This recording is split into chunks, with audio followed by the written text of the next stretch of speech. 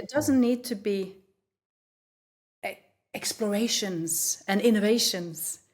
For Posten Bring, it's a lot about just fixing the small stuff which annoys people, or that generates thousands of phone calls to our customer service center, because it does. And one of the things we discovered is that the tracking code is a really long number of, I think, 11 digits. Right. And we don't space them, and we don't group them like 4, 4, 4, or 3. It's all one. Right. That creates that small thing, that design sort of decision that's being made there, that no, just do this. You need to be aware just doing that generates 20% more calls to our customer service center. And, and that's huge amounts of money, and just building those business cases, because it's, like I said, it's in terms of moving the maturity of an organization. It's not talking about, don't scare people off by talking about the big explorative stuff. Talk about the small stuff as well. Hello there and welcome back. My guest today is Beth Stensen. Beth is a gem in the world of design in Norway. She was head of design at Ruter, the company responsible for the plan, coordination, order and market of public transport in Oslo. Everybody knows it. She then became the CEO at Netlife, and now she's the head of design at Posten Bring, the leading post company in the Nordics. Beth has a lot of experience with transformations, and this conversation is packed with insights and advice from her journey, as well as reflections on the product movement and how it's impacting design and the future of design. I hope you enjoyed this conversation as much as I did, and without further ado, I bring you Beth Stensen. We have spoken so many times on this podcast about how talking frequently with users is so important for product teams. It lets you understand user needs, test their designs, and make sure you're building the right products. But many teams tell me that they can't find time for it in their busy workday because recruiting the right users is too hard. So I want to quickly mention a company I'm advising that can help you with this. UX Signals lets you target users inside your website or app and automatically book interviews into your calendar. So you can put the recruiting on autopilot and just show up for the conversations. Instead of waiting weeks, you can get interviews within a few hours and talk to people while they'll still have the user experience fresh in their minds. It's used by big companies and public organizations like DNB Bank, Vipps Mobile Pay, NAV, and many, many more, who are building digital products and services with millions of users. I really recommend checking it out on uxsignals.com or by clicking the link in the show notes. Tell them Afonso sent you and you'll get a 50% off your trial. All right, Beth, we are live. Good. Thank you so much for being here. Thank you for being here. It's so great to see you again. You too. How are you today? I'm fine. Slightly nervous about being in your wonderful podcast, but loving it. Thank you. I'm always nervous in the beginning. It goes away after. Good. All right. So Beth, you led design at Ruter. A fantastic journey. I've heard so many great things about that transformation and the work you've done, and from a lot of people, by the way. And you then moved into a CEO role at Netlife, very well known for the Why Oslo, of course. And now you're leading design at Posten Bring. Mm-hmm. All right, so as I was saying, the transformation at Ruter was quite a journey, I bet. Yeah. I've heard. So when you, I don't know, let's try, I'm going to try to take you back to that moment when you started at Ruter. After a few months, what were some of the things that you immediately knew had to change, or some of the things you immediately knew you had to put in place or work on? Well, first of all, after 3 months, I thought, oh my God, I need to quit this job. There's no way I can do this. It's funny because I didn't come into that role as head of design. I came into that role as head of travel information and planning, which is funny. Yeah, so I had a team, a sort of a product team, you could call it a product team, whatever. And, in that role, I sort of discovered that I was asked to both sort of fix the signage at Sinsen because it's falling down, and then where is Ruter going to be in 10 years in terms of the technological development, in terms of the business model and all these things? And it's like, okay, I can't do both. So what I suggested is that we build a new unit called Nye Kundetjenester, New Customer Services, whose mandate was to explore sort of user needs, travelers' needs, technological developments, and sort of the business goals in terms of how Ruter should develop what they call sustainable freedom of movement.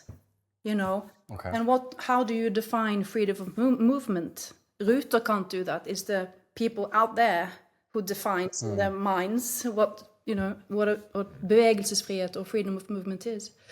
So I didn't really come into it in terms of design, but pretty quickly there was a sort of that issue in terms of there's innovation and there's the daily stuff, and then there's where's the data? Where's the customer data? So nobody was measuring customer behavior, user behavior. Nobody really knew how to set good goals for anything or objectives for anything. So that was sort of job one was, we need to start, Google Analytics. We need to start user testing. We need to start talking to people. We need to, start testing new ways of working. But the mandate to do that only happened when, sort of 100% when we formally established the new unit called New Customer Services, which is now TET Digital, part of TET Digital, by the way. Yeah, right. So, the measuring, the understanding of how we need to influence users in order to onboard them to shared transportation, because Ruter's main goal is to have people stop using cars, move up to buses and trams, and we know that requires a change of people's hearts and minds in terms of all the flexibility and comfort and all these other issues. So that was getting the evidence, finding the facts. That was so that was the kind of foundational to starting the journey, starting to be able to make informed decisions. And I also think that another aspect of it was talking to top management in terms of, okay, you have this wonderful ambition, because they had this big, lovely brochure, A4 format, probably, 60, 70 pages with their strategy. And it's like, okay, you have this wonderful strategy and I love it, but nobody really understands what it means. And you're talking about technology rather than how are we going to influence the city? How are we going to develop this service for the customers and users? So right. So you felt it was very it was sort of a strategy that was more like a tech plan, or sort of a lot of things to build? It was a lot of scenarios, but no scenarios founded in actual user research, if you know what I mean. Exactly. It's sort of people dreaming about a distant future that looks wonderful, but probably not going to be usable for anyone. Yeah. Oh, I know what you're talking about. Self-driving cars and AI, Okay. Typical cases. Yeah. I see. Yeah. Okay, so then, so it seems to me that you also worked towards trying new ways of working, basically, and trying to change how not only what Ruter may be doing and achieve, but also how should we work as a company. Yeah. Can you tell us a little bit more about that in terms of how the collaboration was even back then between product and design, and then maybe let's try later on in the conversation try to see if that has changed for what we're seeing today. But now we're talking about 2015, 16, 17. So there was no product in Ruter. There's no problem. No, Yeah. no. Okay. That only I see. happened sort of 2018. You know, when Marius Interesting. started and stuff. Exactly. So it's pretty late in a way. Yeah. Yeah. To add. Yeah. And there was no, you know. And how was that when product? You know, sorry to interrupt you, Beth. How was that when product, in a way, quote unquote product, was introduced as sort of a discipline? Yeah. How was that? How was that for design? You know, what was the feeling? What were the questions in the corridors? Like what? Well, design was part of it. You know, that was the wonderful thing. So to me, right. when I hear about this conflict in terms of design and product, I'm like, what? Right. So design was definitely part of it, and Okay. at the time when we, you know, sort of before product, there was a really tight dialogue between sort of the IT and tech and me on the sort of, or us on the sort of business design side, about how we should build these teams, what types of methodologies we should use. So we did do a lot of exploration. And the timing in terms of getting someone on board that had that product background was actually just perfect. It was sort of a natural evolution because we had explored, we had learned a lot of stuff, and we were very fortunate that way. And we came to a point where, okay, we're now ready to replace that 70-page brochure with an actual product vision, with a story about what Ruter should deliver to the city in 5 years. How is that going to look? So we were able to visualize that and tell a story that, you know, sort of had everyone from, you know, the receptionist to the CEO come on board into, okay, wow, that's wonderful. This is where we're going. So and sort of, we were caught by surprise, actually, Marius and I, and Avon as well, who was part of that. We were a tight little crew. We were actually really caught by surprise by the success of that vision, you know, because no one had ever seen that before. Like, wow, you're actually telling a story about a family. That's we sort of built that scenario, and it was what was wonderful about it, which gave it credibility, was that it was really founded in user research. It was founded in facts, and it was founded in sort of the business ambitions, or the organizational ambitions for Ruter as a company, and also taking on, okay, how might technology affect this vision in the future without going crazy, you know? So it was sort of very realistic, but at the same time, really gave a sense of, it excited people, you know? Yeah, absolutely. So that was you know, really a very nice turning point. And then we sort of were fed up with discovery, and we started building stuff. Because you eventually come to a point where you're like, okay, fuck this now, we need to start building stuff. Yeah. And that's when Marius and the crew built sort of a pilot, and we really learned a lot of stuff. And you know, I'm really proud in terms of the organization that it is today. And I'm super happy about being part of that journey. It was wonderful, really cool. I can imagine. I've heard a lot of great things. And this this part of the story, the vision, and how you really made it very concrete, very real, very rooted in, you know, a family. Like you really made it sort of played with emotions and so on. I think that's so important. Yeah. So there are some companies that don't have any product vision. There are some companies that try to have sort of a product vision, but is still very wishy-washy, very difficult to not rooted in any sort of great foundations. And then there's these companies like as it seems Ruter was, with a strong vision, very easy to connect with, very easy to feel, and I think that's great. Yeah, I love that. And it's changed the vocabulary in the teams as well, because we could start using, we could start talking about Familien Fjell. How would Anne Fjell do this? If she was going from Tønsberg to Oslo, how would she do that? You know? Very interesting. Yeah. And I think also that shows the role of design and the power of design as well, because being able to visualize things and telling stories, I think that's one of the absolute key qualities of delivering great experiences. And as we both know, delivering great experiences is not really about delivering great products. It's about changing the minds and hearts of people, the people making and delivering those products, and also the people receiving those products. So I think that storytelling is a massive thing for us. Absolutely. Great. And so now we're at Bring, much more complex organization. Of course, if I understood correctly, a combination of 7 different sort of departments or groups. I'm not sure how to call it. Coming into Bring,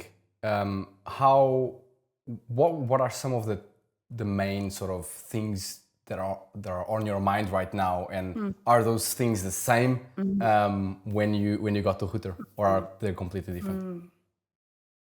Good question. I made all my mistakes in Ruter, so now I can probably do better in Posten. No, sorry.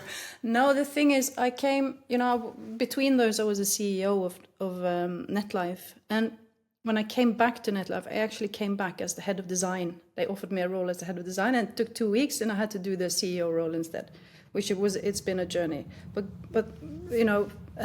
this going into that position in Posten, I was really aware that I really wanted to work with the subject matter of design, med faget,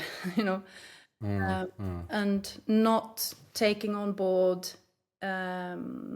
personnel responsibilities or financial responsibilities. So just building an awesome design environment, and also building Posten Bring's ability to be more user-oriented.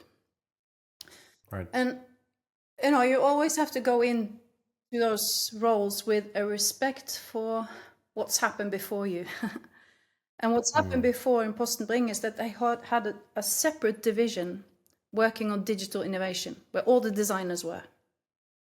Right. And they were experimenting, they were doing all these kinds of exciting stuff. But then that division was dismantled, and all the designers were moved into the business areas. So it's really going from centralized to really decentralized.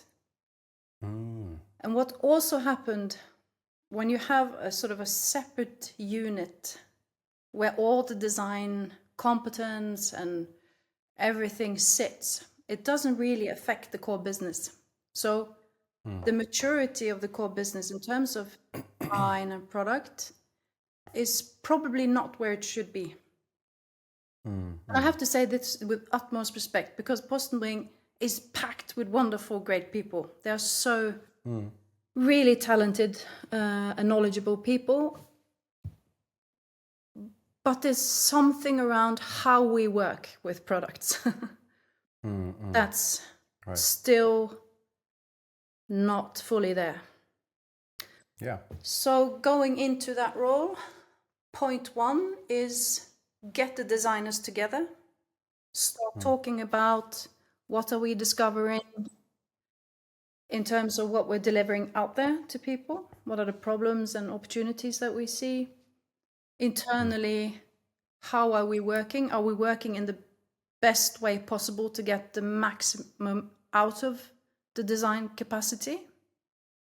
So and balancing those as well, because it's extremely difficult for a designer that's been able to explore for 4 years going into a team, deliverables, please. Do you know what I mean? Yeah. So we've had a really good process now. I've been there since March, and we had a really good process since August in sort of establishing a vision for the user and customer experience that we would like to deliver. And now I'm going to point back to that movie, that story in Ruter. Yeah. Because the difference is now is that we have to establish a vision based on our best guesses. What I knew in Ruter about that vision is that was the vision. because we had the facts, we had done the research, we knew the business goals, we understood the technology. Now we're sort of saying, okay, this is what we know so far in terms of what we're delivering to the market or delivering into the teams and to the customer. This is our best guess. And then we just have to iterate on that vision. Because I think there's one big danger of, because I've always sort of disliked showing that animation or film from Ruter to people because they fall in love with the format. So I have to say 1,000 times, do not make a film. Do the research, you know, do the internal collaboration, do the hard work, and then you can do that, but don't go there, you know? Right. So this is interesting. So what you're saying is have the building blocks ready and focus on that first. And then once you have the building blocks and once you've created a degree of confidence based in evidence, then you can start evangelizing that story rooted in evidence because you're confident about that story and where that could, what the potential could be. And what you're saying now is that some of those building blocks are still ongoing at Bring right now, which is totally normal. That's all transformational journeys are like that. And so what you're saying is that experience is a little different, how you handled it as a leader. Absolutely. Absolutely. And Interesting. I can tell that it's also affecting my confidence internally because you need to have a story to tell about what you want to achieve. So we've also just recently changed the CEO, which looks like it's going to be quite a dramatic shift, actually. An interesting and exciting one as well. So I'm excited for the future of user and customer experience in Posten Bring. It's going to be interesting to start because right now I'm going into sort of very specific areas, working with teams in terms of trying to implement product principles, multidisciplinary teams. Establish the goals and the KPIs, measure the right stuff, make sure you know your outcomes before you start, spend a lot of times on the outputs. So I think it's really, really interesting times, but it's a big company with 400 years of history. Right. There's a lot of stuff in the walls. So and that is so important, by the way, like how old a company is. I know. I hear that. I hear some people say, yeah, but you just do this, you just do that. And it's like, yeah, but I'm working with like 100-year-old company.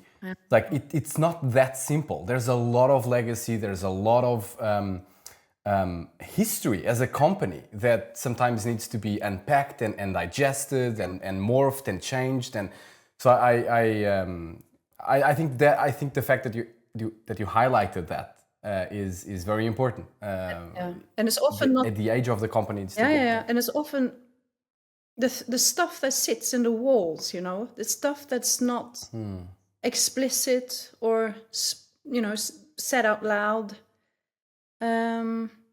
It's very interesting because they organized the teams delivering the services and the products into packages and post, and just that division. I am a customer. I get sent packages and letters. So it's going to be interesting moving towards a more alignment in terms of the customer experience and how we organize and how we work. That move is so interesting. That really gets me going. Absolutely, I can imagine, and I do have one question.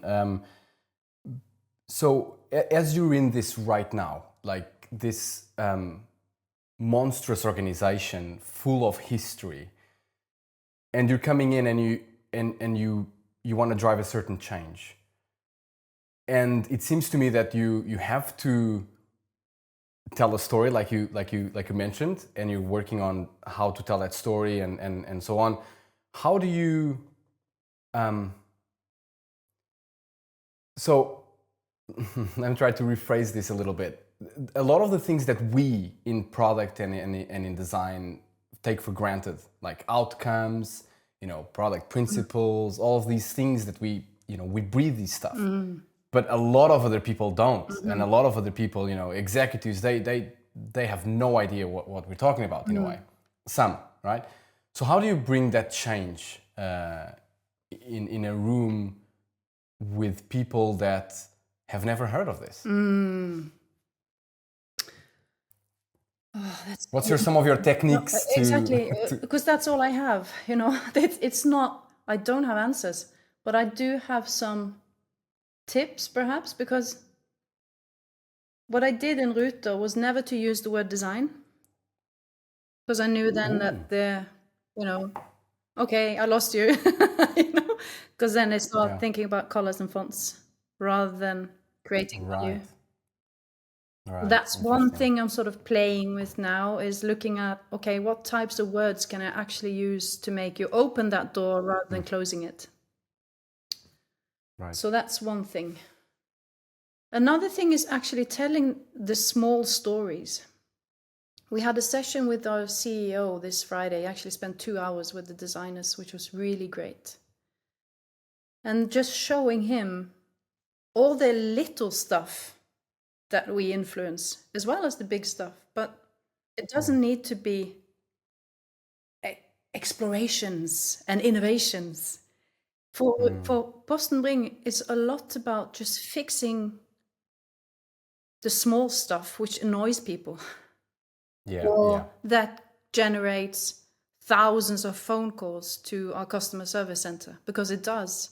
Exactly. And one of the things we discovered is that the tracking code is a really long number of, I think, 11 digits. Right. And we don't space them, and we don't group them like 4, 4, 4, or 3. It's all one. Right. That creates that small thing, that design sort of decision that's being made there, that no, just do this. You need to be aware just doing that generates 20% more calls to our customer service center. And, and that's huge amounts of money, and just building those business cases, because it's, like I said, it's in terms of moving the maturity of an organization. It's not talking about, don't scare people off by talking about the big explorative stuff. Talk about the small stuff as well. It's really important. And use the right word. Do not alienate people with your words. Yeah. This advice is so powerful. I love this. This is so powerful, Beth. Very, very interesting. And I totally agree. And I think that a lot of people in our industry, they all only think about the big thing, the big things, we want to find out the new category, or we want to find out the new product and the new, exactly. And we need to be realistic and think about, look, you change this little thing, and that's going to reduce, as you mentioned, like 20% in our customer calls. We do this little thing, and that's going to unlock our sales team to do X and Y and Z more effectively. We do this little thing, and that's going to allow our marketing to have a completely different campaign that is going to blah, blah, blah, blah, blah.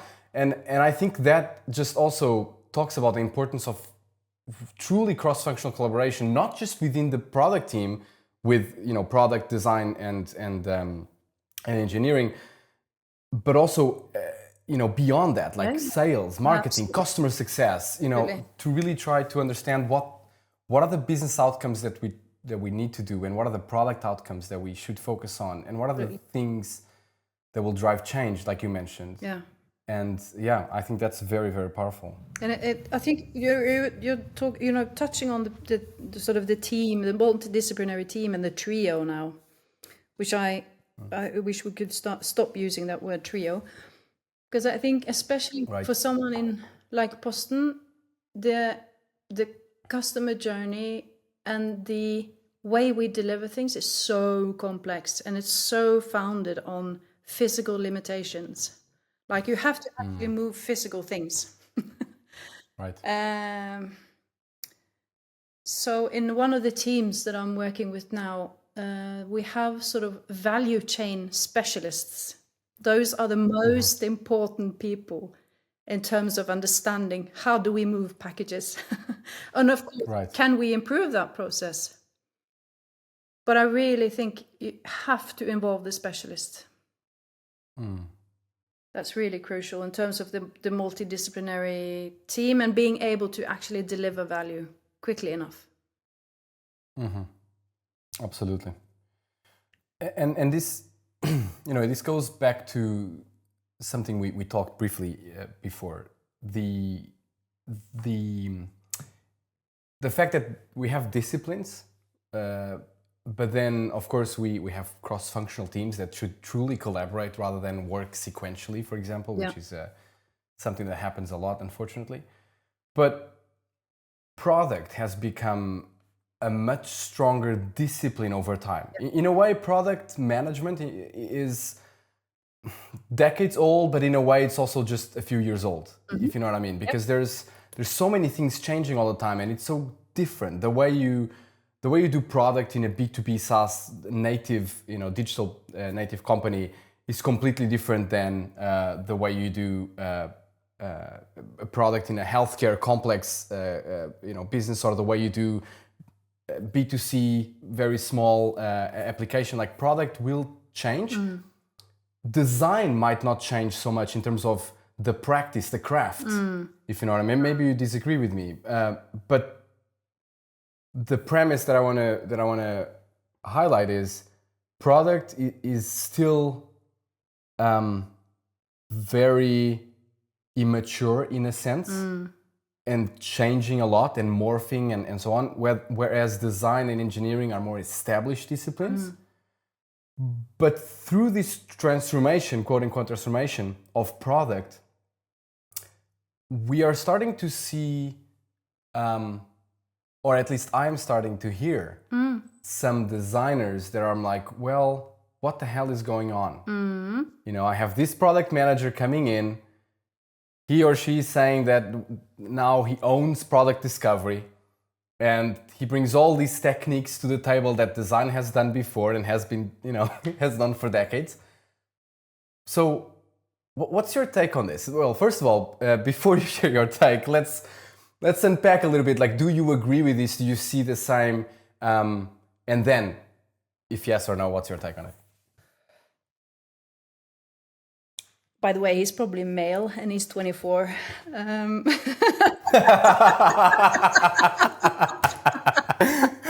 Sorry. What's my take on it? I understand it. What's really pissed me off is those 15-minute design thinking courses, Right. Where you can go in and suddenly you can do it. And some probably can. So I understand it, but I also must admit, like in the context that I'm in now, I see the opposite problem. I see myself giving too much responsibility to the designers. I'm demanding too much of them. I'm talking to them about, setting good KPIs. I'm talking to them about measuring the right stuff. I'm talking to them about we need to learn product analytics. All these things.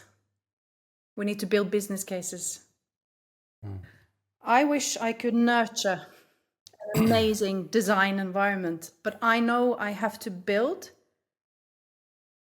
a product environment. Interesting. How different do you think those two things are then? When you say different things, I think it's two different things. I'm putting too many hats on my designers. I want them to have one hat. I see. That's the user hat. I see. That's I see. Not the crafts, not just the crafts, but also understanding, empathizing, running the processes, doing the research, and not by themselves. because I think also this separation of these roles is a bit artificial. We've been talking about this before, like it's a multidisciplinary team. We need to know the business needs. We need to understand the business. We need to understand the users and customers, and we need to understand the technology. And they need to work together towards a shared goal, Right. So I can understand the design anxiety, but I must admit, I don't care too much. Yeah. But do you see... First of all, it's interesting your reflection on you feeling that you're putting too much on the designers, like a lot of different hats. It's usually like what I see a lot in Scandinavia in general is you have different anti-patterns. One of them is the product manager as sort of the mini CEO, which is a terrible anti-pattern, and then the designers being someone, hey, where's my Figma file, basically, and it's so bad because then that Figma file is just handed over to engineers and yet another sequence. But the point is, in those organizations, you still see this product manager who, somehow believes he's the sort of the mini CEO. It's the mini CEO anti-pattern. It's been described by others before, but I'm feeling that designers are getting a bit fed up with this, like more and more. Yeah. I'm wondering also, why did we get to this point where there's a movement, aka product movement, that is gaining a lot of popularity very, very fast. And in some companies, the reality is some of these product managers are indeed being empowered to leading the whole discovery efforts, even, right? Product discovery. Yeah. And of course, I hear a lot of designers saying things like, well, I've been doing this for decades. And yes, maybe there's a few techniques that have evolved and changed, but essentially, same thing. This is a team sport, and we bring tools to the table and mindsets to the table, mental models and so on, and product should bring business. Yeah. But yeah, what's your take on this? Am I being over negative on this one, or?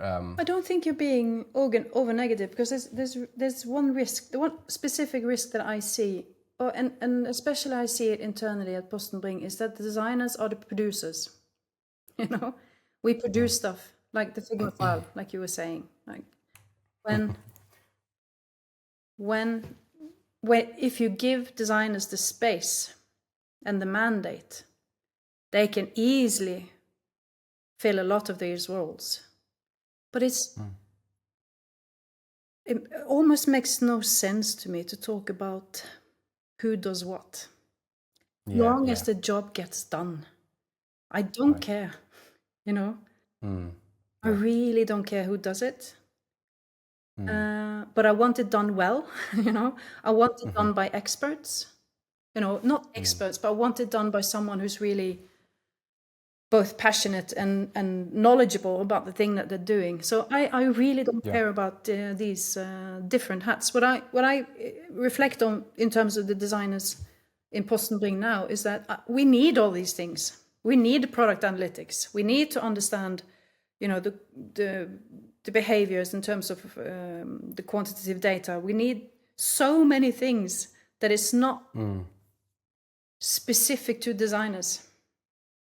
But I did one exercise, and again, it's not to critique my wonderful colleagues at Posten Bring, but I did one exercise, just a test in teams. We have these big groups of business developers and data scientists and stuff. And I asked in one of the groups, does anyone here have any experience in product analytics? For example, using these tools. And there were crickets, absolute crickets. And it's a company of 13,000 people. That to me, and that was just a test. There might be wonderful people that really knows or is interested in or want to, and maybe they're listening to this podcast. Please call me. big company. Internal communications is hard, but we need all these things, and I know I have to build it. So the work in Posten Bring is almost harder than Ruter. It is harder because I know that it's going to take longer. I need to be much more patient. I did the same mistake in Posten Bring that I did in Ruter. You come in and you trample around like an elephant in a porcelain shop. You insult a lot of people, and then you suddenly go, oh, okay, I wasn't right. I need to learn all these things. So there's a lot of things and exciting things to do. And what I enjoy the most is working with leadership in terms of helping them build these teams, like helping product owners go from being owners of a thing to being actually leaders of a thing. And that's small. Again, it's really small, Afonso. It's helping them change the agenda for a meeting. It's helping them frame their stand-ups in a different way. It's helping them build, saying, okay, we need a new arena where we explore. Let's spend 1 hour working on the roadmap per week. All these little things, Yeah. And I think that realization that you need to, just repair and poke and do everything. It's not always the big things, but I think you need to have both. You need to have the vision, you need to have the story to tell, and then you can get people on board to really start fixing all these things. I see. It's really exciting work. You said something really important. You said many things, but one thing that I particularly want to highlight is you said, I don't care who does what. And that's so important because I feel that, back to sort of the core of this conversation is that a lot of people are in this mindset of, okay, well, a lot of designers, to be honest, are like, well, okay, but what is product then? What do they do? And what should we do then if they do this and that? What should we, and engineering is just laughing with their noise cancelling headphones anyway. And, but so there is this, and I mean, Jesse James had the talk about this at why also this year, right, on this friction. Yeah. And I love what you said because, in my experience, I have seen real cross-functional teams working together where it doesn't fucking matter who does what, as long as, like you said, as long as the job gets done. And there might be a designer that has some business design background. Maybe she even founded a company, a startup before. She has this business acumen in her, and she comes in and she says, you know what, I'm gonna just test some willingness to pay here, and I'm gonna use some techniques that I've done before, and I'm gonna orchestrate some changes in business model. And the product manager maybe in this team is someone who doesn't have those skills. Well, guess what? You do something else. Exactly. But sometimes some of the books, prescribe certain things such as the product manager addresses viability, the designer addresses usability, period. And I think that is also generating some of these, it's leading to some of these siloed discussions. And I wish, just like you said, Beth, so wisely, I wish, more people would just think about the job to be done. Yeah. And then, okay, what are the skills we have in the team? Forget about the discipline and then work together. But what's your take on Jesse James' talk then on unfolding this topic? Can I just comment on one thing first? Because please. We're having these discussions or teams are having these discussions because they're insecure. They don't feel safe. We haven't built the teams. We haven't made sure that the teams are sort of built that trust and the safety, So that's one thing. You need to actually do the work to build a team. Jesse James Garrett. I loved that talk. I really enjoyed it. There were two things that really stuck with me. And I've been thinking about the LinkedIn post about this for a while after he said it. Designer, get off your high horse. Yeah. And I've been thinking, no, I don't want to get off my high horse. I do know best. But then maybe the horse shouldn't be that high. Maybe a pony. All right, I shouldn't be a pony. Because I do think that someone, or maybe that's the team as well. You know, put the team on a fucking high horse. I don't care. But the team needs to have sort of principles. It needs to have integrity. And that does not reside with one person. That resides with the company and the teams and the culture. And another thing was to product managers, make room for the intangibles. So if there's one thing I think, because, you know, I've been working with this now for almost 25 years. So I can remember what it was like to work with designers from way back, you know? Yeah. And if there's one thing I think we're sort of losing now is exploration, creativity, stretching the boundaries of what's really possible in terms of design. You know, really, and looking at the teams in Posten Bring as well, giving them the space to just, okay, we've learned some stuff now, let's sit down and discuss what it means. Let's digest, let's analyze, let's synthesize, let's build this story. You know, we have to create the space. If we're gonna make amazing stuff, Afonso, we have to create the space. You can't just, you know, and it's like this now, you know, jumping from one thing to the next without even wondering, was the previous thing, was that good or not, you know? Yeah. So dissatisfactory in a way, and it's not a great situation to be in. So make the room for the intangibles, but also just make room, you know, for people to breathe and create good stuff. And that's because. Sorry. Oh, sorry. Go ahead. This last thing, I want to give people a tips about the, you know, to create room for the intangible. If you watch Will Hinson's presentation from Y 2023, he's the perfect. That's the perfect example of how you need to make room, you know. Because exciting things may happen, and it's not necessarily exciting things that generates, you know, business outcomes immediately. Yeah. But, you know, there's one thing Jesse says. He says, I took it down. There's more to what we create than what we can measure. Yeah. And that that value is so sort of, to me, it's really important to embrace. It's very interesting. So I was just having a discussion with Christina Watka, the author of Radical Focus, and we talked about this, although in a different context. And there's this I can't remember, but I think it's the CPO of Figma. He talks about this, make room for the intangible, although he uses other words. And he talks about the fact that when using OKRs, for example, there's just certain things you can't measure. It's just subjective. And progress won't be measurable in a sense that, you know, you can attach a number to it or a certain metric. So that's sort of his point. And Christina Watka's point is, well, I'm not sure I agree with that, she says.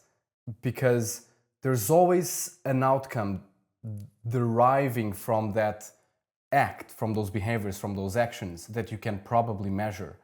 And it is a little bit of an exercise sometimes. It's a discovery itself to find out what that outcome is. But there's always an outcome. And so basically, I'm sitting right here with those two perspectives in mind. Like, I see where Jesse James comes from. Which, have you read The Creative Act by Rick Rubin? No, I haven't. It's such a fantastic book about basically unlocking your creativity and just doing it for yourself. Like, which is a little bit contradicting. Exactly. It's like, you know, it's a little bit contradicting in the whole sort of user-centric sphere. But he says that sometimes you need to, like, your art has value and you just to put it out there for you, if you know what I mean. Exactly. So there's all these perspectives. So which is, you know, it's I'm rambling right now, but there's yeah. Because I'm with you. That's why I mentioned will, because of the last perspective. You're doing something for you, you know. Exactly. I think it's extremely important that we have to remember that we have one life, you know. Yeah, So, absolutely. Yeah. you know, yeah, you want to have an impact in terms of your professional work, but you also need to explore some stuff just to do it, you know, because it makes you happy, you know. Yeah, life's too short. It's like me with gardening, you know. Yeah. Can't measure Life it, is makes short. me happy. Measure it. But I'm wondering though, like I love this conversation. Like I'm wondering if there's a balance here between both perspectives, like Christina Watke on the one hand, and so what I'm thinking right now is there's a lot of value on thinking about Jesse James' point of making room for it, but maybe there's something here in parallel, which is okay. Let's make room for it, but let us try to discover what the outcome could be and how might we measure it in parallel. Yeah. You know, I think having that exercise is interesting. So it helps us keeping that balance. Yes. What are you thinking? I'm thinking that's a great idea, because if you measure it, you can probably make room for it.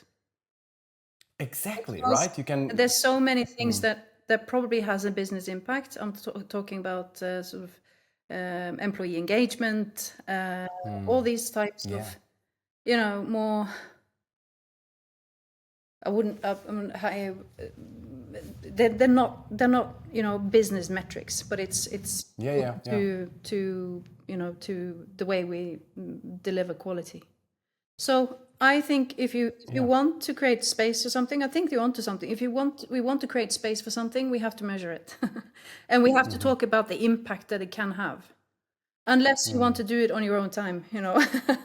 But if you want to do that in a professional setting at company cost, then we need to measure it, and it needs to have a benefit for the business, definitely. I think you're onto something. Interesting.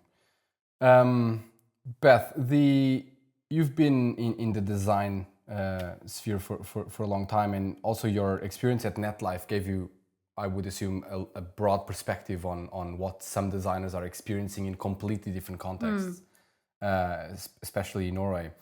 So from those learnings and from your experiences as well, in-house, basically, what do you think are some of the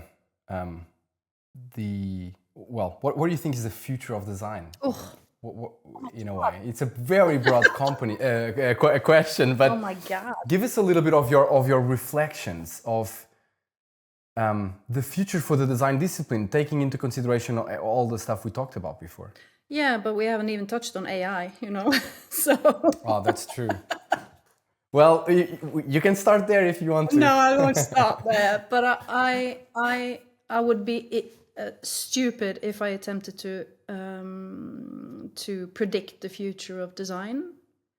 But I think, you know, empathizing, having thoughtful processes, being able to measure, to do qualitative good work, I don't think that will change. I think the craft will change. Yeah. But I think we need to become even more strategic, even more creative, even more awesome in the light of, yes, all this stuff that's changing now with product and tech and all these things, but also with AI. All right. How do you think the craft will change?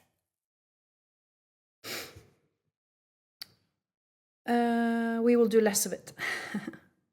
Yeah, right. We had an awful example now in Posten Bring. Awful. That's quite a strong word. But Posten Bring did their Christmas stamps using AI, and Posten's Christmas stamps, they have always sort of been. We've always sort of been used illustrators, and sort of it's a very crafty thing, right. You know.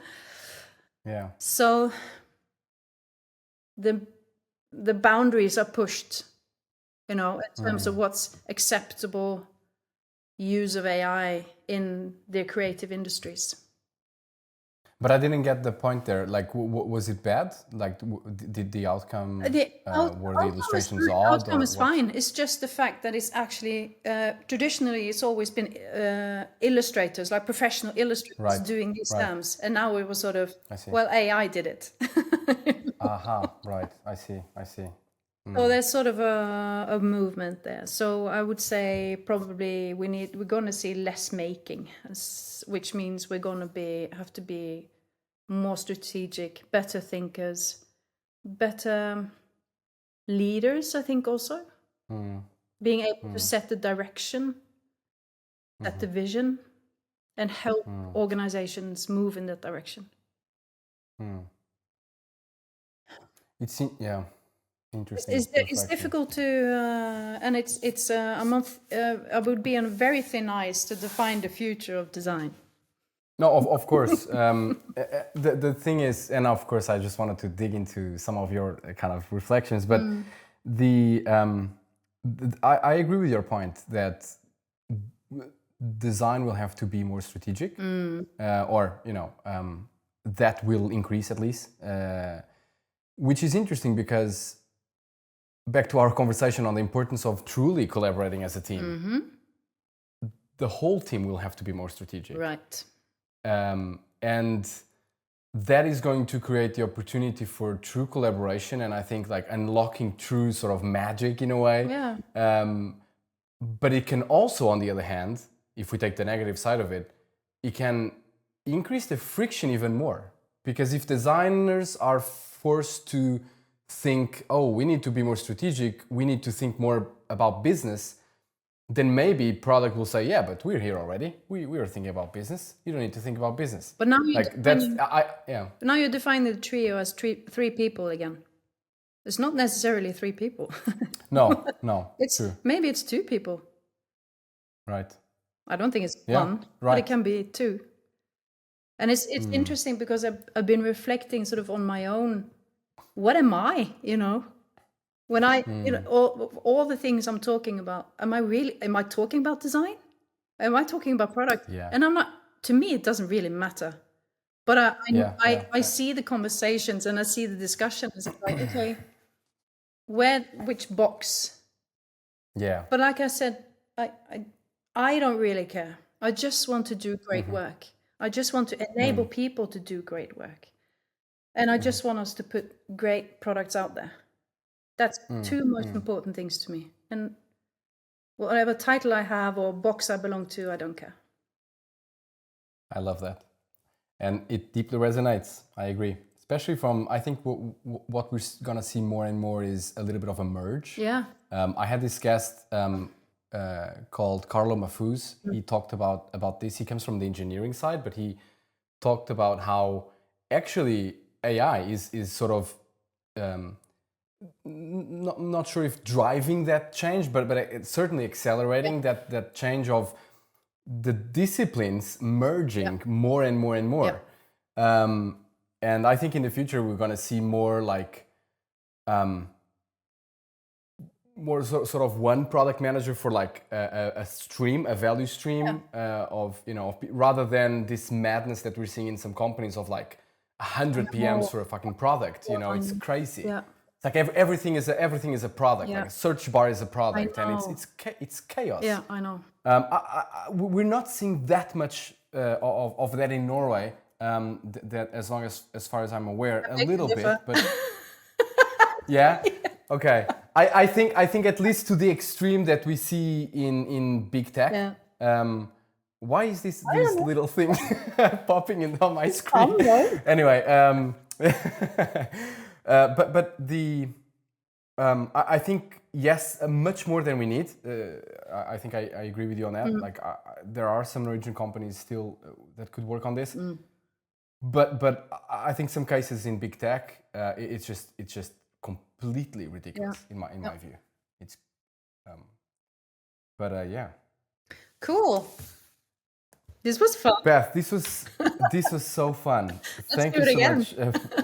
This was really, really fun. I think this conversation was incredibly insightful. I loved it, and I'm sure people listening loved it too. So thank you so much for joining me. This was so fun. Thank you, Alfonso. All right, that was it for today. I hope you enjoyed the episode. Make sure you subscribe to my newsletter so you don't miss out, and see you next time.